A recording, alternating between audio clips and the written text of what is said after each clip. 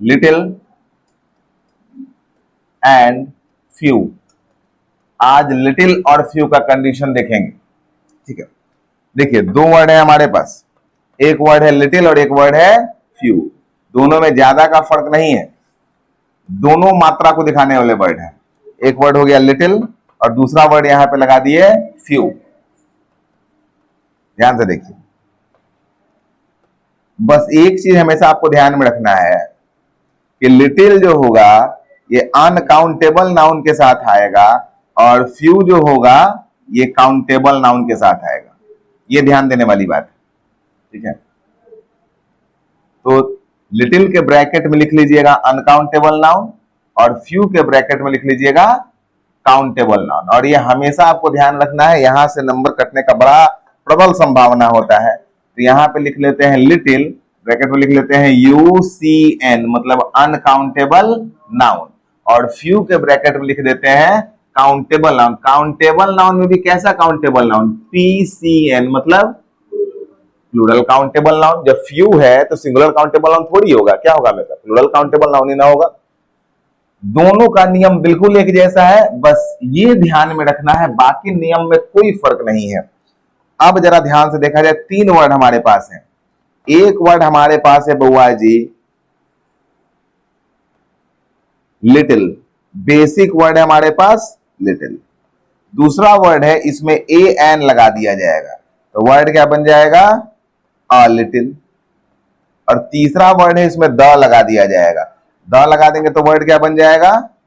The little. हमारे पास तीन word हुए, लिटिल, ए लिटिल और द लिटिल। उसी तरीके से फ्यू में भी हमारे पास तीन वर्ड होंगे। पहला वर्ड क्या हो जाएगा?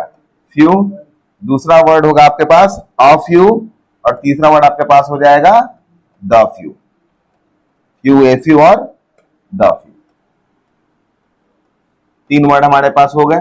तीनों के यूजेस को जरा देखा जाए, याद रखिएगा, पढ़ाएंगे एक, दोनों आपको समझ में आ जाएगा। नियम बिल्कुल एक जैसे है। ध्यान कहां रखना है? Use of noun. Noun uncountable रहेगा तो किसका इस्तेमाल करना है? लिटिल का इस्तेमाल करना है। और नाउन अगर प्लूरल काउंटेबल नाउन रहेगा तो क्या लगाना है? फ्यू का इस्तेमाल करना है, ठीक है। लिटिल के बारे में एक और चीज आप लोग को पता होगा पहले से, लिटिल के तीनों डिग्री ध्यान में है। लिटिल के तीनों डिग्री क्या होते हैं? ध्यान में है तो अच्छी बात है, नहीं ध्यान में है तो यहाँ पे जरा ध्यान में ले लिया जाए। लिटिल के तीन डिग्री, पहला वर्ड क्या होता है? लिटिल। का कंपैरेटिव डिग्री क्या होता है? लेस या लेसर। क्या होता है बउआ? लेस या लेसर। क्या हो गया? ई ऐसे क्यों लिखा रहा है जी? ई, हाँ। अगला वर्ड हो गया हमारा लेस या laser.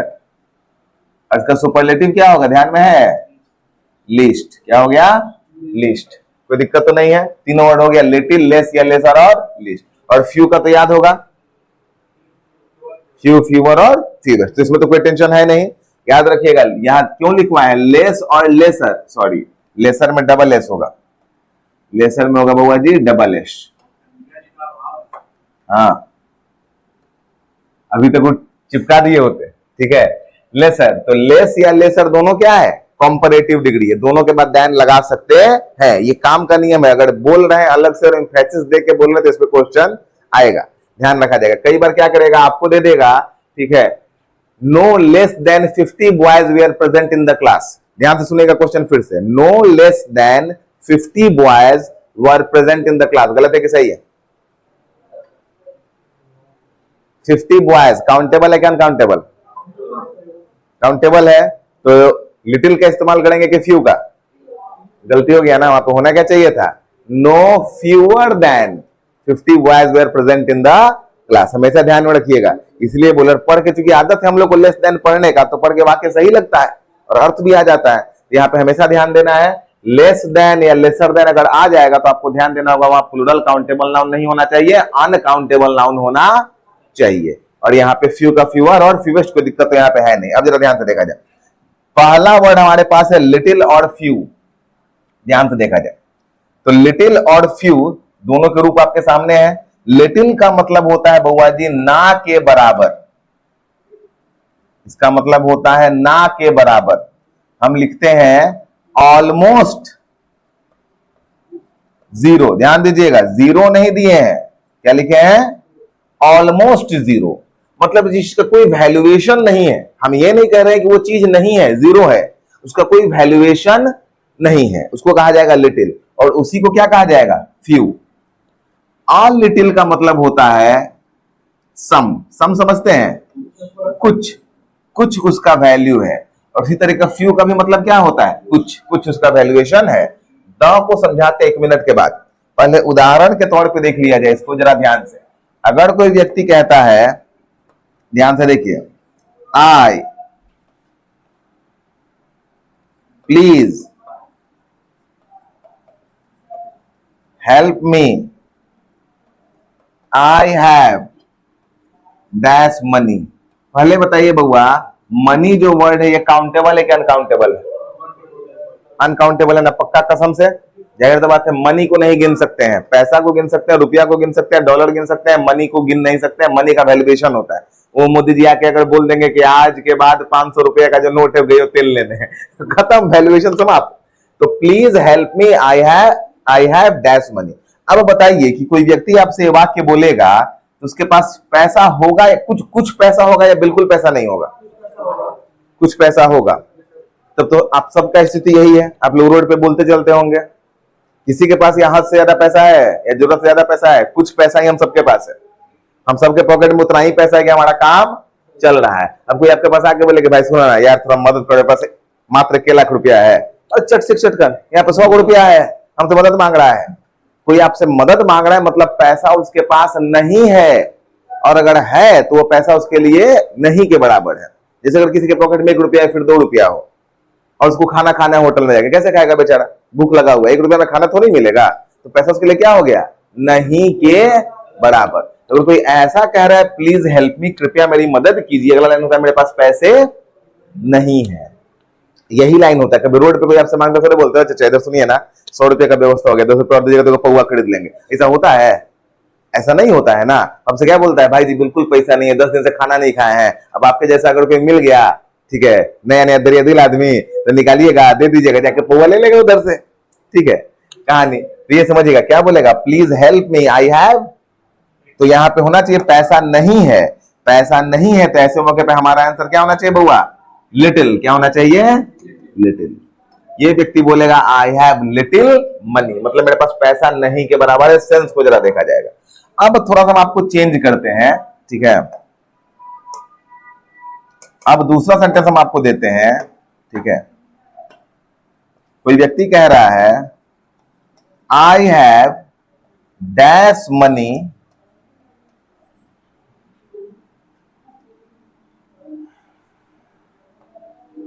and I have applied for a loan for more amount। अब जरा इस लाइन को ध्यान से पढ़ा जाए। व्यक्ति कह रहा है कि आई have dash money and I have applied for a loan for more amount. अच्छा, ये कहना क्या चाहता है? ये कहना चाहता है मेरे पास कुछ पैसा है और ज्यादा बड़े अमाउंट के लिए क्या किए हैं? लोन के लिए अप्लाई किए हैं। अच्छा, अगर आप कोई बिजनेस लोन अप्लाई करते हो, आम तौर का बात कर रहा है, बहुत नहीं होता, एक्सेप्शनल कंडीशन का बात यहां नहीं कर रहा है। आम तौर पे अगर आप लोन के लिए अप्लाई करते हो तो बैंक पूरा पैसा नहीं लगाता है। बैंक को एक बड़ा अमाउंट लगा सकता है, बट कुछ पैसा आपको लगाना होता है। अगर मुद्रा लोन वगैरह का छोड़ दिया जाए, जो कि आमतौर पर किसी को मिलता उलता नहीं है, खाली कल्पना में है कि मुद्रा लोन मिल गया, जाओगे तो बैंक वाला मार के भगा देगा, सोचता भी नहीं है मुद्रा लोन के लिए। आमतौर पर अगर लोन का प्रोजेक्ट आप दिखाते हो तो आप पहले अपना बिजनेस दिखाते हो। ध्यान से देखो, बैंक लोन कैसे देगा? Business loan. बिजनेस लोन में बैंक का मतलब है कि आपका बिजनेस पहले से चल रहा है, ऑनगोइंग है, और आप प्रोजेक्ट को बड़ा करना चाहते हो। आप सीए के पास जाते हो, सीए पूरा आपका बैलेंस शीट बनाता है, और आप बैंक में अप्लाई करते हो। बैंक पूरा वेरिफिकेशन करता है कि हाँ ये पैसा कमा रहे हैं, इनका चल रहा है, ये चलने वाले आदमी है, ये आगे बढ़ सकते हैं, इस प्रोजेक्ट में पैसा आप लगा सकते हैं। मतलब बैंक उसी को खाना खिलाता है जिससे उसको और खाना मिलने का उम्मीद रहता है, तब वो बैंक आपको लोन देता है। अगर आप एकदम ऐसे ही शर्ट पैंट पहन चल जाओ, चाचा कल लोन दीजिए, बिजनेस करना है, बंद करके मारेगा, तुरंत बैंक का शटर गिराएगा, वहीं पकड़ में खींच के मारेगा, नहीं देगा आपको। हाँ, ये सब केवल सुनने में आता है कि बाप रे सरकार मुद्रा लोन दे रही है, युवाओं को इतना युवाओं को मुद्रा लोन मिल गया। हमको तो नहीं दिख रहा है कोई भी युवा, हम इतना युवा से बात कर रहे हैं। आप जाओ बैंक में, आप इतने आदमी हो ना, आज बैंक में जाओ, बैंक बड़ी प्यार से टालेगा आपको, बोले हाँ बिल्कुल आपको मिल जाएगा मुद्रा लोन, चाहिए मिल जाएगा, अप्लाई कर दीजिए, अप्लाई कर दीजिए। उम्मीद मत रखिए। ये बात वो बोला नहीं है, ब्रैकेट में लिखा हुआ है, ठीक है। तो यहां देखिए ये व्यक्ति कह रहा है कि आई have dash money and I have applied for a loan for more amount. ये साफ साफ पढ़ के ही पता चल रहा है कि इसके पास कुछ पैसा है, कुछ पैसा के लिए क्या किया है, अप्लाई किया है। तो जब कुछ पैसा है बउआ, तो यहाँ पे आंसर तुरंत क्या हो जाएगा, आ लिटिल। समझ में आया? वाक्य पढ़ के आपको पता चल जाएगा कि पैसा नहीं के बराबर है तो क्या लिखेगा, लिटिल। और कुछ पैसा है तो कुछ के लिए यहाँ पे क्या लिखवाया गया है बउआ, देखिए कुछ के लिए क्या लिखवाया गया है, लिटिल। तो कुछ पैसा है तो क्या लिखवा देगा, अ लिटिल। यही नियम अगर यहाँ पे काउंट आपका प्लूरल काउंटेबल नाउन आ जाएगा और कुछ रहेगा तो वहां पे क्या लगा देंगे, अ फ्यू, और नहीं रहेगा तो क्या लगा देंगे, फ्यू। इसका भी एग्जांपल आपको दे देते हैं। जैसे हम आपको एक उदाहरण ऐसा दे देते हैं, जरा ध्यान से देखा जाएगा, ठीक है। एग्जाम्पल चलो देते हैं, आई have dash problems.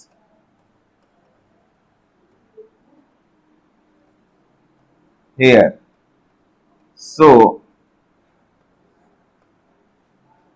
I want to quit this job। ध्यान से देखा जाए, ये व्यक्ति बोल रहा है कि हम यह नौकरी छोड़ना चाहते हैं क्योंकि हमको डैश प्रॉब्लम है। तो प्रॉब्लम नहीं के बराबर है कि कुछ प्रॉब्लम है। कोई अगर नौकरी छोड़ रहा है तो उसको कुछ तो कुछ प्रॉब्लम होगा ही, ठीक है। नहीं भाई बहुत बड़ी दिक्कत अब हो गया है, अब दिक्कत हद से ज्यादा हो गया, मतलब वो एक सिग्निफिकेंट अमाउंट ऑफ प्रॉब्लम उसके पास आ गया है। अब फ्यू लगाए कि ऑफ फ्यू लगाए, फ्यू मतलब हो जाएगा बउआ नहीं के बराबर, क्या हो जाएगा, ऑफ फ्यू। अब जरा पढ़िए, I have a few problems, कुछ प्रॉब्लम्स है हियर यहाँ पे। So I want to quit this job, इसलिए जॉब छोड़ना चाहते हैं। लेकिन अगर व्यक्ति ऐसा बोलता है, ठीक है,